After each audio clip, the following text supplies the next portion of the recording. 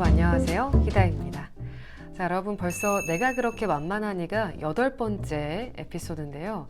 아마 지금까지 꾸준히 챙겨보신 분들이라면 공통적으로 이런 말을 꼭 들어봤을 것 같아요. 맞춰볼게요. 뭐라고?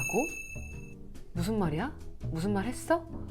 이런 식의 반응들, 혹은 내가 무슨 말을 했지만 그냥 쓱 넘어가거나, 네, 그래서 머쓱하고 좀 뭔가 소외된 것 같고 민망한 그런 경험들을 대부분 하셨을 거라고 생각하거든요.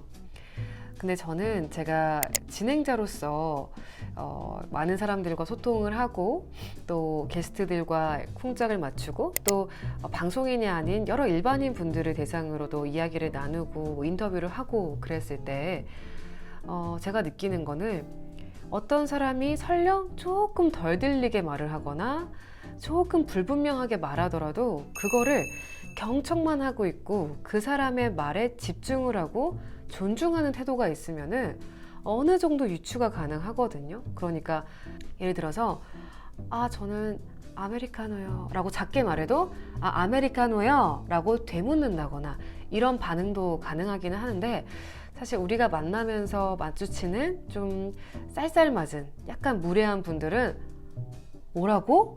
뭐라는 거 크게 말해, 이런 식으로 반응이 나올 때가 있죠.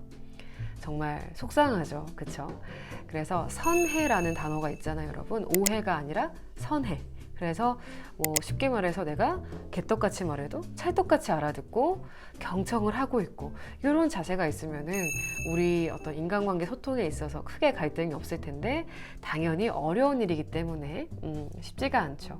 그리고 우리의 자존감도 하루하루 시들어갈 때가 있고요. 저도 비슷한 경험 되게 많아요. 왜냐면 저도 지금 보이스 훈련을 하고 또 일을 하다 보니까 점점 더 소리가 커지고 좀 또렷해진 거지, 저도 어릴 때만 해도 좀 소리가 작았고요. 제가 발성의 힘이 큰지 몰랐어요, 그때는. 왜냐하면 성격 자체가 조용조용하고 좀 뭔가 내면으로 억압하는 스타일이다 보니까 크게 뭐 소리칠 일이 없었죠. 네. 저는 이런 일이 있었어요. 제가 대학생 때 한 유명 베이커리에서 일을 했는데, 참 어이가 없지만 그 당시에 오래 알바했던 분들 그리고 매니저 분이 좀 군기를 잡았어요. 예, 그래서 저는 일단은 성실한 편이거든요. 청소 같은 것도 되게 열심히 하는 편이고 부지런한 편이에요. 근데 단지 좀 덜 사교적이긴 했어요, 그 당시에는. 특히나 더. 그래서 좀 말없이 계속 묵묵히 일을 한다거나 약간 요령 없이 보이기도 하고 뭔가 좀 편하지 않은 존재였을 수도 있어요. 근데 어쨌든 거기에 저랑 동갑인 매니저분이 있었는데, 제가 이렇게 손님의 빵을 계산하는 거를 이렇게 지켜보더니 왜 이렇게 웅얼거려요? 라고 되게 좀 기분 나쁜 투로 말을 했어요. 그러니까 조금만 더 크게 말해주세요 라고 했으면은 제가 이렇게 기억이 안 날 텐데 왜 이렇게 웅얼거려요? 라고 하고는, 제가 그 알바 전에 파리바게트에서 아주 멋진 아르바이트생이었거든요.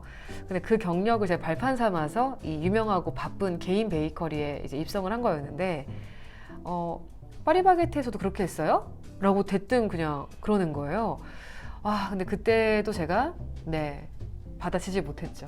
그리고 그때 들었던 말이 지금도 기억이 남고요.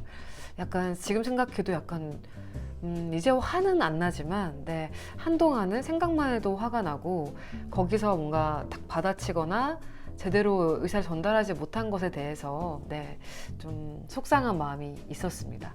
여러분들도 다들 이런 경험은 꼭 있을 거라고 생각을 하거든요. 자, 이렇게 우리가 웅얼거린다 라는 어떤 이미지를 벗기 위해서 우리는 귀에 쏙쏙 꽂히게 말하는 법을 배울 필요가 있어요. 방금 제가 어떻게 했어요, 여러분? 귀에 쏙쏙 꽂히게 말할 필요가 있어요 라고 쏙쏙 꽂으면서 말을 했죠. 이게 답니다, 여러분. 방법은 아주 간단해요. 실제로 내가 그 상대방의 귀에 내 말을 이렇게 전달을 하는데, 그거를 그냥 슥 하고 그냥 대충 밀어넣는 게 아니라 쏙 던지는 거예요. 화살로 탁 겨냥을 하듯이. 그렇게가 되면은 나의 말이 같은 말을 하더라도 훨씬 힘이 실리고요. 그리고 훨씬 명료해지기 때문에 다른 사람들이 못 알아들을 확률이 낮아지고, 그만큼 나의 이미지가 더욱 분명해지고 덜 만만한 인상을 가질 수가 있게 돼요. 자, 그래서 방법은 간단합니다. 어떤 특정하게 강조가 필요한 부분에 있어서는 더 큰 힘을 보내주면 돼요. 근데 이게 또 너무 기계적으로 생각해 버리면은 예를 들어 이렇게 되거든요. 소리만 키워서 이것은 꽃병입니다 하면 안 되고요. 힘을 모아야 돼요. 이것은 꽃병입니다. 그래서 저는 학생들을 가르칠 때에도 동작을 같이 하라고 하거든요. 제가 해보니까 스스로 깨우친 거예요. 그래서 모아서 이 앞으로 가는 힘을 보내면서 꽃병입니다. 이렇게 되는 거죠. 여러분 지금 보면서 꼭 한번 해보세요. 근데 이때 어떤 변화가 생겨요? 볼륨이 커지고 또 약간 음절을 천천히 발음을 하게 됩니다. 이것은 이런 속도였는데 꽃병입니다. 이렇게 되잖아요. 그래서 힘을 모아서 이거를 더욱더 분명하게 귀에 꽂히게끔 전달하기 위해서 내가 힘을 보낸다, 꽂는다, 이런 느낌으로 단어를 탁 강조해 주면 되겠습니다. 이렇게 되면 여러분 발표할 때도 진짜 좋고요.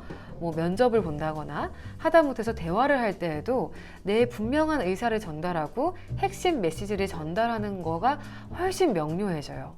그냥 웅얼웅얼 이거는 꽃병인데요 하는 것보다 이게 바로 꽃병인데요 라고 하면 훨씬 더 전달이 잘 되잖아요.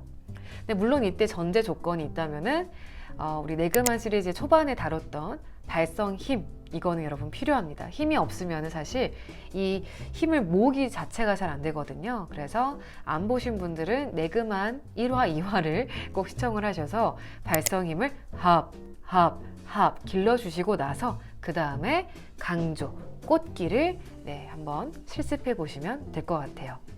몇 문장 한번 제가 보여드릴게요. 자, 회의를 한다 할 때에도 자, 첫 번째 포인트는 바로 타겟팅인데요. 이런 식으로 타겟팅인데요. 근데 저는 많이 하다 보니까 자연스럽게 이렇게 이 몸이 이렇게 웅크러들게 되거든요. 왜냐면 그렇게 되면은 하복근이 더 쓰이면서 더 탄탄한 소리가 나오기도 되고 뒤에서 앞으로 가면서 뭔가 힘을 발산하게 되는 이 두 가지가 가능하기 때문에 저는 저도 모르게 타겟팅인데요. 이게 이제 되는 것 같기도 해요. 여러분도 참고하시길 바라고요. 자, 그리고 제가 KBS 뉴스 하나를 준비해 왔거든요. 좀 몇 줄 되는데 한번 들어보세요. 네, 제 뒤로 보이는 곳이 국제박람회기구 총회장입니다. 부산과 사우디아라비아 리야드 그리고 이탈리아 로마 등 3파전입니다. 투표가 임박하면서 유치 열기도 더욱 뜨겁게 달아오르고 있습니다. 이렇게 단어마다 강조를 해주는 것과 안 해주는 건 정말 큰 차이가 있어요. 훨씬 민숭해지고 그래서 무슨 말을 하려는 거지? 하게 되는 건데 우리가 에너지를 실어준다라고 생각하시면 돼요. 말하기는 결코 어떤 글자들의 전달이 아닙니다. 어떤 나의 에너지, 감정, 분위기 같은 걸 함께 전달하는 거기 때문에 항상 내 메시지가 정확히 각인되고 싶으면은 더욱더 많은 힘을 모아서 쏘아주세요, 여러분. 아시겠죠? 자, 그래서 여러분 오늘의 미션은요. 일상에서 강조하기입니다. 콕 집어드리면은 카페 가셔서 한번 해보세요. 그래서 원래 같았으면은 저 그린티 프라푸치노 한 잔이요 라고 할 것을 저 그린티 프라푸치노 톨 사이즈로 한 잔 포장할게요. 이렇게 중요한 것들을 쏙쏙쏙쏙 꼬집으면서 말씀해 주시고 하다못해서 뭐 동네 마트라든지 어디서 회원 적립을 할 때에도 번호 얘기할 때도 3083이요 라고 딱 힘을 주고 쏘아주면서 한번 말씀해 보길 바랄게요. 그러면은 정말로 알아듣는 그 정도가 정말 달라요. 이건 제가 확실하게 보증할 수 있습니다. 자, 일상에서 꼭 강조하기 써먹어 보는 거 여러분 꼭 해보세요. 여러분 희다였습니다. 감사합니다.